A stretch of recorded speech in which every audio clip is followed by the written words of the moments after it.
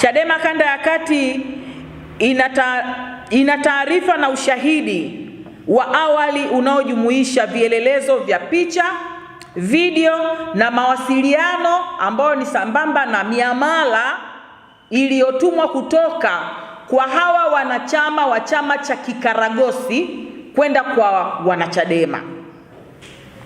Wako wanachadema wengi ambao wamepokea fedha na ushahidi huo tutauweka hadharani, lakini kwa sasa tumeweza kwenda kukabidhi vielelezo kwa mwanasheria mkuu wa chama ili waweze kupitia kwa ajili ya hatua nyingine za kisheria.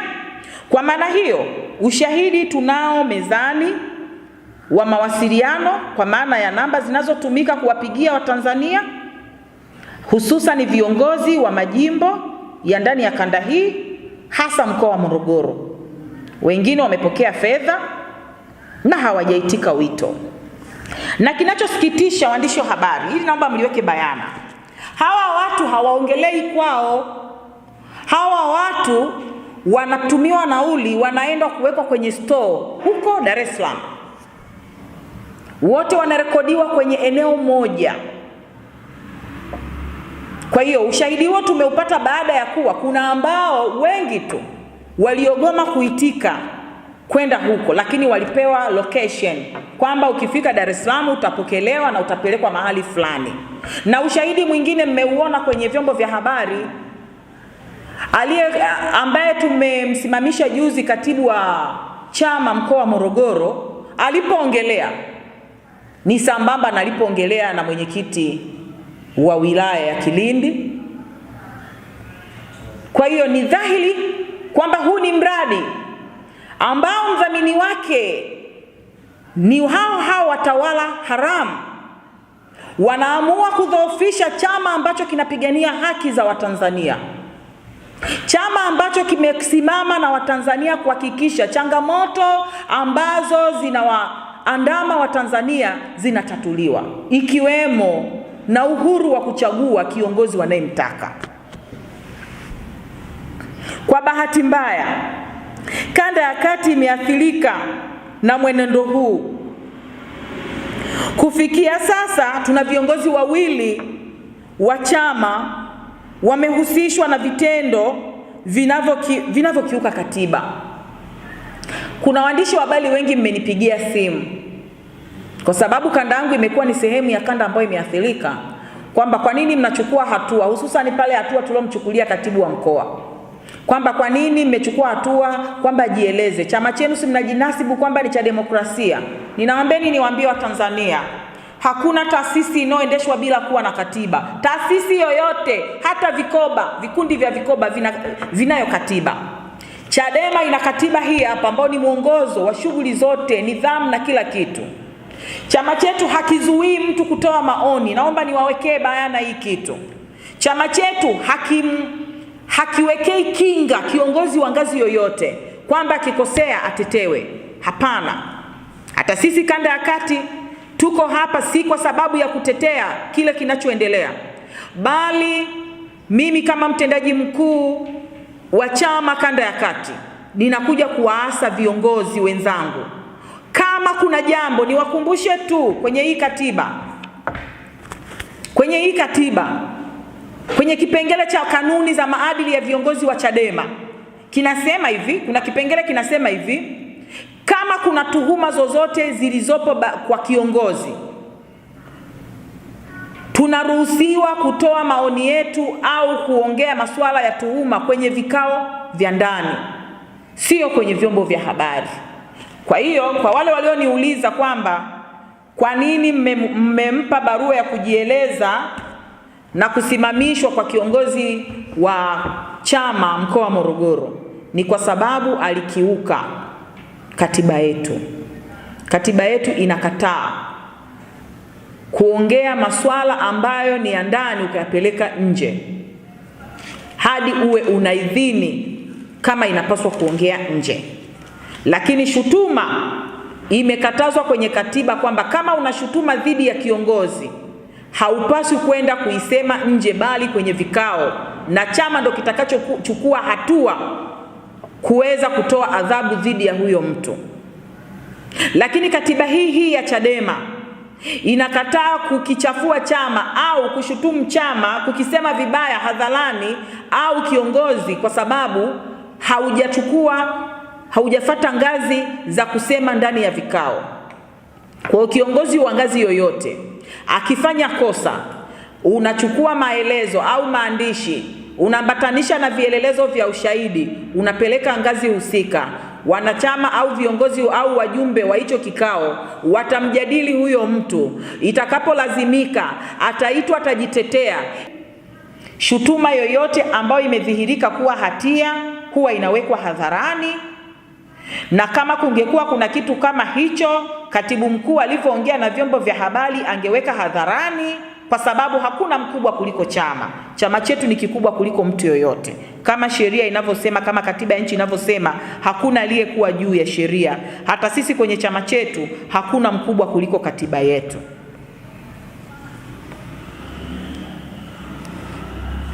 Katika hali isiyo ya kawaida, viongozi hao wawili baada ya kuwa wamejitokeza, tumeweza kuchukua hatua za awali kwa kiongozi ambaye ni katibu wa mkoa wa Morogoro, lakini pia huyu mzee wetu, mzee Akwilini Magarambula, ambaye naye juzi ameonekana kwenye vyombo vya habari, kwa sababu yeye ni kiongozi wa kanda, ngazi yake ya nidhamu iko taifa. Mchakato wa kumchukulia hatua unaendelea. Hakuna mtu atakayevunja katiba tukakaa kimya. Hatutaruhusu watu wavunje katiba, na ndio maana tumekuja leo kuambia Watanzania, kama kuna dukuduku la aina yoyote dhidi ya viongozi wetu wa ngazi yoyote, tufate taratibu ambazo zimewekwa. Katiba ya Chadema inamtaka kila kiongozi na mwanachama kuheshimu maamuzi ya chama, kulinda siri za chama, kutunza umoja na mshikamano wa chama, kutumia mifumo ya ndani ya chama kushughulikia malalamiko au tuhuma zozote dhidi ya viongozi. Kitendo cha kukimbilia kwenye vyombo vya habari badala ya kutumia taratibu zilizowekwa na chama ni ukiukwaji wa misingi hiyo. Ndicho kilichopelekea hawa viongozi waanzishiwe mchakato wa kinidhamu. Kwa hiyo viongozi wenzangu wa Chadema, wanachama wa Chadema, tunawaomba katiba ifuatwe tunaposhughulikia shutuma ya aina yoyote. Aidha, Chadema kanda ya kati tunatoa onyo kwa mujibu wa kikundi chochote kinachojihusisha na mpango wa kurubuni viongozi wa Chadema kwa kusambaza taarifa za uongo na kushiriki katika njama za kudhoofisha chama, kwamba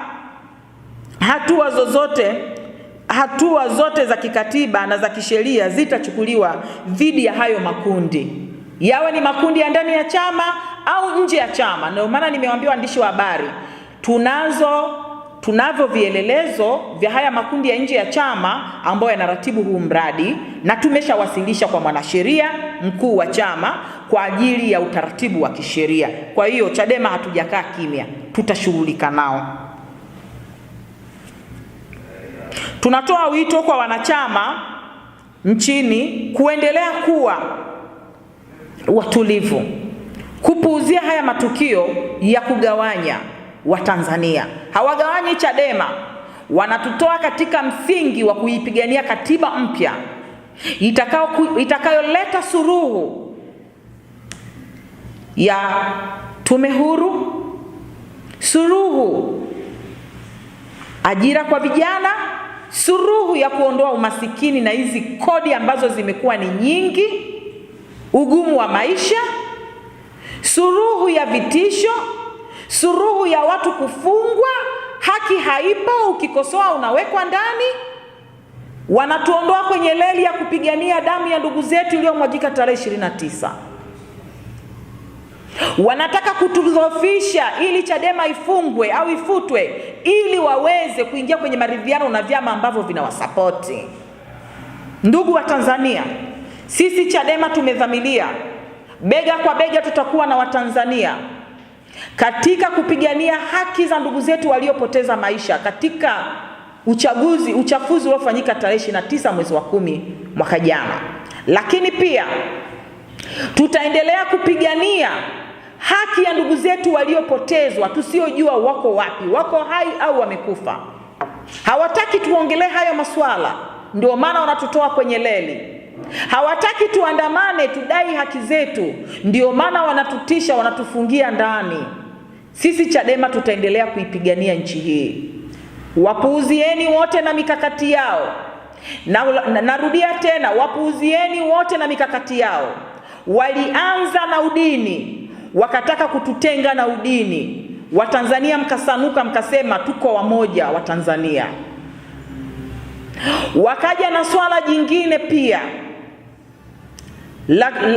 la mtumishi wa Mungu wa dhehebu la Katoliki. Baada ya kuwa anaongelea mambo ya haki, alifanyiwa jaribio la kuuliwa. Hakuna chama chochote kilichosimama kuongelea habari ya kuuliwa kwa yule padri zaidi ya Chadema. Walivyoona jaribio la kumuua limeshindikana, wakaja na swala la ukatoliki feki, kwamba Wakatoliki hawakubaliani na mienendo ya huyo padri, kwamba wanaenda kumshtaki Vatican. Mnaweza mkaoanisha hayo matukio. Na sasa wamekuja na tukio la kwamba Heche kala fedha. Heche sio mtunza fedha ya chama kwa mujibu wa katiba yetu. Heche hahusiki na masuala ya fedha ya chama, hahusiki kabisa. Secretariat chini ya uongozi wa katibu mkuu ndio kuna vitengo vya fedha. Kama kuna fedha yote ya chama, wakulaumiwa sio mwenyekiti wala makamu mwenyekiti. Hawahusiki na masuala ya fedha. Kinachoendelea ni kudhoofisha msimamo uliopo. Na mwisho, kanda ya kati, tunahitaji kumwona mwenyekiti wetu yuko uraiani. Watanzania, mmeona Jumuiya ya Madola imetoa siku, inaungana na Watanzania kumpigania Tundu Lissu. Tunamhitaji Tundu Lissu arudi uraiani, kwa sababu hadi leo hii tunaweza tukasema mahakama imekuwa ikichechemea kuweka bayana haki iliyopo baina ya mwenyekiti wetu wa chama taifa. Tunamhitaji arudi uraiani. Tunamhitaji mwenyekiti Antipas Tundu Lissu aje uraiani, kwa sababu sio mhaini. Niwakumbushe Watanzania, Tundu Lissu yule alishafanyiwa jaribio la kuuliwa na serikali ilikaa kimya.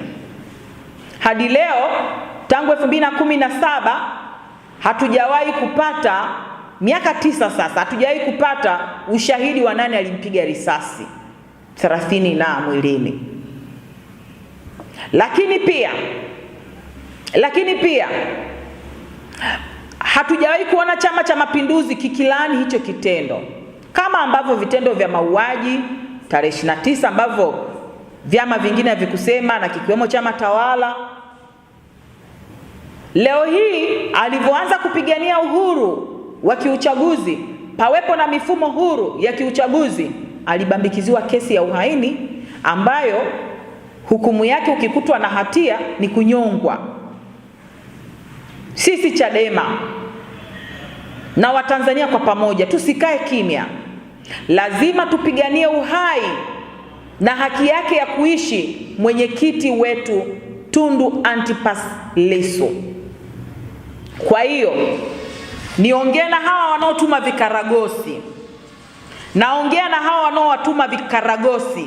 Huu mradi ambao unatengeneza wa kuidhoofisha Chadema kwa kutafuta shutuma dhidi ya viongozi wetu wa Chadema, kama mlivyomkamata Lissu mkamweka ndani, mkidhamilia mahesabu yenu yamekamilika kwamba Chadema inaenda kufa, niwape pole. Hata mkimchafua Heche hatochafuka. Kwanza kabisa kuna tafsiri imejitokeza kwenye kanda ya kati kwamba wazee labda walikuwa wamekula njama. Kuna hujuma zinatembea kwenye mtandao. Hizi hujuma ambazo wamezitoa mwenyekiti wa kanda ambaye ndio mwenyekiti wangu mimi, hili jambo halina ushauri wowote wala hatujaongea sehemu yoyote. Nikanushe kwamba hili si kweli, ni hujuma inayotoka nje ya chama, haihusiani na kanda wala si baraza la wazee. Kanda zote 10 za Tanzania wala hatujajadiliana. Tulifanya mkutano juzi tu tarehe 22, 23 mpaka 24 tulikuwa Singida. Lakini haya mambo tumejadiliana kwa uzuri kwa ajili ya kujenga baraza letu. Mimi niombe kitu mmoja kwa Tanzania. Msidanganyike. Msidanganywe na hizi lugha mbalimbali. Hawa ni watafuta vyeo. Sisi Chadema hatuhitaji vyeo vya kupewa bure. Tunatafuta kwa jasho na damu. Niombe kwa Watanzania kwamba kilichotokea, yani wala hamna haja kuyasikiliza na msiwasikilize. Ni upotovu wa tamaa za watu. Kuna kitu kinatembea ambacho sitofahamu wala siwezi kutoa ushahidi kwamba ingawaje kuna watu wanatoa na wale ambao wamekosa vyeo kwa Chadema wanaihujumu nchi na wanahujumu chama. Tafsiri ya kumhujumu mwenyekiti wangu, makamu mwenyekiti, mimi ni waombe wa Tanzania, wana nia njema, wana hamu ya kuendeleza Chadema. Lakini hawa wanaohangaika kama wanahitaji waje wajisajili Chadema, tunawapokea, lakini hatuwapokei watu wenye nia mbaya. Niwaombe sana wa Tanzania, naomba mimi mnisikilize kwamba mimi ndio ninasimamia zile hazina, hekima na busara. Ninaomba Watanzania kwamba hii kitu kingine, hizi hazina, hekima na busara huwa tunataka tuzitumie kama wazee.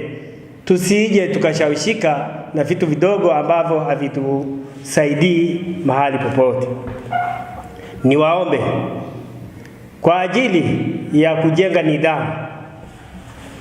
Hii kilichotokea kwa mwenyekiti wangu, mimi naomba niwakanushe kwamba haipo kwetu kwenye baraza la wazee kanda, hata kwenye mikoa yote ya Singida, Dodoma na Morogoro.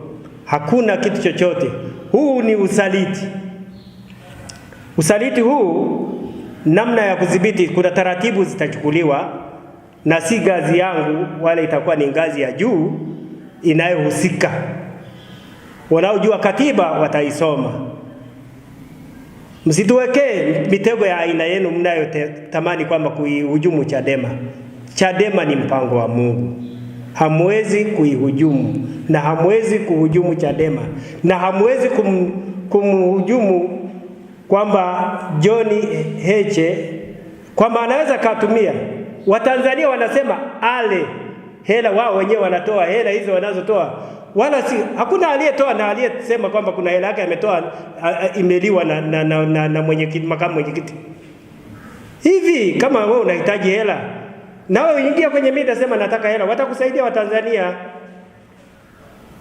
Naomba kitu kingine ambacho kinahusiana na nchi kumshikilia mwenyekiti wangu gereza.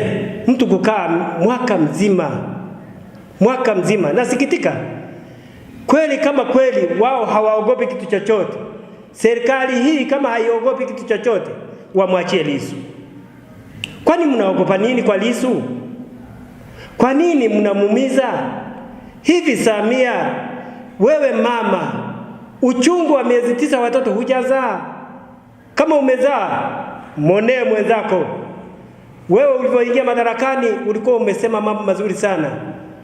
Kama ile nia ulikuwa nayo, naomba mwachie Lissu. Naomba umwachie Lissu. Na sio ni tamko la wazee kanda ya kati, mwachie Lissu. Ndani ya siku 10 mimi nafikiri itaisha. Nadhani baada ya tamko langu hili utamwachia Lissu na atakuwa huru. Niwaombe wa Tanzania pia tusali, tumwombee Lissu